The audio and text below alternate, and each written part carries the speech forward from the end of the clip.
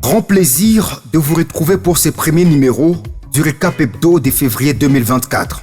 La RDC à l'honneur lors de l'ouverture de Indaba Mining. Le plus grand événement annuel de l'industrie minière africaine pointe déjà à l'horizon. Lors de la cérémonie d'ouverture, les discours du Premier ministre congolais Jean-Michel Sama Lukonde est vivement attendu. La RDC, pays à potentiel industriel et minier exceptionnel du continent, aura le mérite d'être une des grandes attractions de cet événement qui ira jusqu'au 8 février 2024.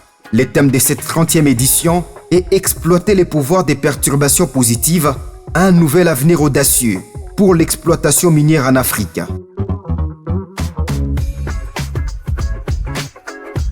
L'ARSP reproche au groupe Barrick et sa filiale Kibali Gold des cas de fraude liés à la sous-traitance. Le groupe minier sud-africain Barrick et sa filiale Kibali Gold Mine sont dans les viseurs de l'autorité de régulation de la sous-traitance dans les secteurs privés. Le groupe est reproché de confier 90% des marchés à une société belgo-indienne dénommée TCFF qui sous-traite les sous-traitants congolais en violation de la loi et ses mesures d'application en leur imposant de lui rétrocéder 5% de leurs factures. Plus de 3000 titres miniers octroyés par les cadastres miniers. La situation cadastrale minière de la République démocratique du Congo a été présentée par le directeur général du cadastre minier lors d'une conférence débat. Popol Mabolia a dressé un tableau récapitulatif des 3550 titres miniers octroyés par les CAMI.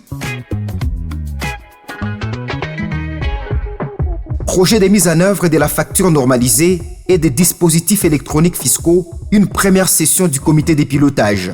Une réforme digitale visant à accroître la mobilisation des recettes de la taxe sur la valeur ajoutée, TVA. Cette réunion a été marquée par la présentation du comité technique sur les niveaux de mise en œuvre de la réforme et par la présentation du partenaire technique sur les cadres initial des mises en œuvre de la réforme et du calendrier des mises en œuvre.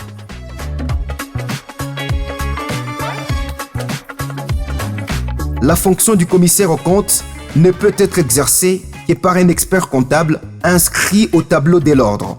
C'est le Premier ministre congolais Jean-Michel Sama Lukonde qui l'a déclaré lors de la remise des brevets au commissaire aux comptes nommé au terme du séminaire de renforcement des capacités. Une réforme qui constitue une nouvelle donne, une autre manière de faire fonctionner les organes et les établissements étatiques en RDC. 96 nouveaux commissaires aux comptes ont été formés à la surveillance des états financiers des établissements publics. Ils viennent combler les vides dans la plupart des établissements publics à la suite de la réforme du portefeuille de l'État engagée depuis 2008. Voilà pour votre récap hebdo. Bonne semaine à tous.